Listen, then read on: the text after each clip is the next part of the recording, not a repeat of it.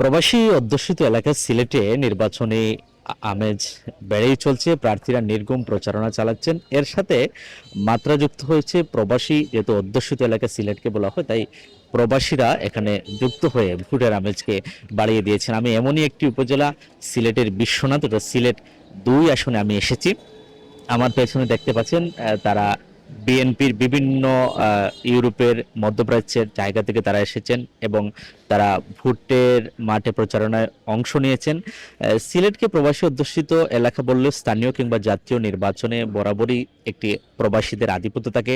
কোন কোন প্রবাসীরা এখানে এসে প্রতিদ্বন্দ্বিতা করেন, কেউ কেউ আবার নির্বাচনী প্রচারণায়ও অংশ নেন। এরকম একটি উপজেলা হচ্ছে বিশ্বনাথ, যেখানে সিলেট 2 সংসদীয় আসন। এই আসনে প্রতিদ্বন্দ্বিতা করছেন নিখোঁজ ইলিয়াস আলীর ওয়াইফ। তিনি এখানে ধানের শীষের প্রতীক নিয়ে প্রতিদ্বন্দ্বিতা করছেন এবং এই যে প্রবাসী যারা আছেন তারা সবাই এখানে এসেছেন ধানের শীষের প্রচারণার জন্য। আমি একটু প্রবাসী একজনের সাথে কথা বলবো। আপনি তো এসেছেন একটা দীর্ঘ প্রেক্ষাপট পরে ভোট দিবেন, কেমন লাগছে আপনারা? ফার্স্ট অফ অল পয়লা হইলে কি আমরা 17 বছর আর যে অধিকার পাইছি, আমরা প্রবাসী হল আইছি 17 বছর পরে। আমরা কাছে খুব ভালো লাগে। আমি ইউকে বিএনপির জয়েন্ট সেক্রেটারি। আমরা প্রায় 2 থেকে 250 মানুষ খালি বিশ্বনাথ হয়েছি, আর পুরা সিলেট বা বাংলাদেশ অঞ্চল যদি আপনি দেখুন 2,5-3 হাজার মানুষ হয়েছে প্রবাস থাকি। আমরা আইছি সবও আমরা বিএনপির লাগে কাজ করতাম। এই বিএনপির যে মঞ্চের অধিকার ফিরে আনের এইটার জন্য আমরা আইছি। আর স্পেশালি বিশ্বনাথ উসমাননগর আমরা নিখোঁজ ইলিয়াস আলী ভাইয়ের ওয়াইফ তাসিনা নসরিন ম্যাডামের জন্য আসছি, উনিকে সাপোর্ট করবো আমাদের এলাকার উন্নতি হওয়ার জন্য। তাহলে শেষে আপনারা সবাই ভোট দেবেন। আমি আরেকজন প্রবাসীর সাথে কথা বলবো। আপনি কোন দেশ থেকে এসেছেন এবং কবে এসেছেন, কেমন লাগছে বাংলাদেশের এখনকার প্রেক্ষাপট? আমি যুক্তরাজ্য থেকে এসেছি, এই জানুয়ারি 8 তারিখ এসেছি। আমার খুব ভালো লাগে ফ্যাসিস্ট মুক্ত বাংলাদেশ এর গড়ার লক্ষ্যে যে স্বতঃস্ফূর্তভাবে আমরা সবাই ধানের শীষের জন্য কাজ করতেছি। আরেকজন প্রবাসী আছেন, আপনি কেমন সাড়া পাচ্ছেন এখানে প্রচারণা করে? আসলে অত্যন্ত আনন্দ লাগছে। বিগত 17টি বছর আমরা ভোট থেকে বঞ্চিত ছিলাম, যার কারণে আমরা প্রবাস থেকে একজাক প্রবাসীরা এসেছি। বিপুল বিপুল সংখ্যক সাড়া পাচ্ছি। আমরা অত্যন্ত আনন্দ গ্রহণ মুহূর্তে নির্বাচন অনুষ্ঠিত হতে যাচ্ছে। আমরা আগামী বাংলাদেশ বিনির্মাণের সাক্ষী হতে প্রবাস থেকে এসেছি। আপনি একটু বলবেন, সিলেটকে বলা হয় প্রবাসী অধ্যুষিত এলাকা, এর মধ্যে হচ্ছে বিশ্বনাথ একটু বেশি। এই যে আপনারা এত প্রবাসীরা আসলেন, কিরকম দেখছেন আপনি ব্যাপারটাকে? না, আমাদের কাছে অত্যন্ত আনন্দ লাগছে।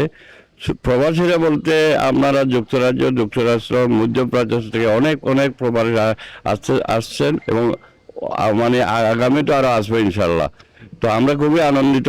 আমাদের মাঝে আমাদের নিখোঁজ ইলিয়াস আলীর ওয়াইফ, যিনি তাসিনা লুনা, উনি নমিনেশন পেয়েছেন, যার জন্য আরো অনেক মানুষ এখানে আসতেছেন। ইলিয়াস আলী একটা ইমেজ বিশ্বনাথ আলাদা, শুধু সিলেটের জন্য একটা আলাদা ইমেজ আছে। তাই আমি সবাইকে ধন্যবাদ জানাচ্ছি এবং আমরা সাথে সাথে আমাদের নিখোঁজ নেতা ইলিয়াস আলীকে ফিরে পাওয়ার জন্য মানে সবার কাছে দোয়া চাচ্ছি। আপনারা তো এবার প্রথম ভোট দিবেন, প্রবাসীদের এই সরকার এটা সুযোগ করে দিয়েছে, এই ব্যাপারটা আপনাদের কেমন লাগলো? আসলে আমরা খুব আনন্দিত। আমরা অনেক বছর পর আমরা ভোট দিব, 12 তারিখে ভোট দিব। তো আমরা এই প্রবাসীরা মিলে, দেশের মানুষরা মিলে, সবাই মিলে আমরা ভোট দিব। এতে আমরা খুব প্রবাসীরা সবাই আনন্দিত। দর্শক, শুনছিলেন প্রবাসী অধ্যুষিত এলাকায় সিলেটের বিশ্বনাথ। এই আসনটুকু একটু গুরুত্বপূর্ণ সিলেটের 6টি আসনের মধ্যে, কারণ এখানকার যিনি প্রার্থী আগে ছিলেন, এমপি ছিলেন, তিনি হচ্ছেন নিখোঁজ বিএনপি নেতা ইলিয়াস আলী। এর জন্য ইলিয়াস আলী নিখোঁজ হওয়ার পর সাধারণ মানুষের একটি আবেগ কাজ করছে, অর্থাৎ ধানের শীষের পক্ষে এখানে রীতিমতো একটি গণজোয়ার সৃষ্টি হবে বলে প্রবাসীরা বলছেন, ভোটাররা বলছেন। কারণ এখানকার ইলিয়াস আলী নিখোঁজ হয়েছেন এবং এই নিখোঁজ হওয়াটাকেই এখানে বিএনপি এবং ধানের শীষটাকে একটি গুরুত্ব বহন করছে বলে অনেকেই এটা আমাদের জানিয়েছে। আমি আরেকজন প্রবাসীর সাথে একটু কথা বলবো। আপনারা নতুন করে ভোট দিচ্ছেন, ভোট দিবেন, আপনারা অনেক প্রবাসী বিদেশ থেকেও ভোট দিচ্ছে, এই ব্যাপারটা যদি আরো একটু বিস্তারিত আমাদের বলতেন।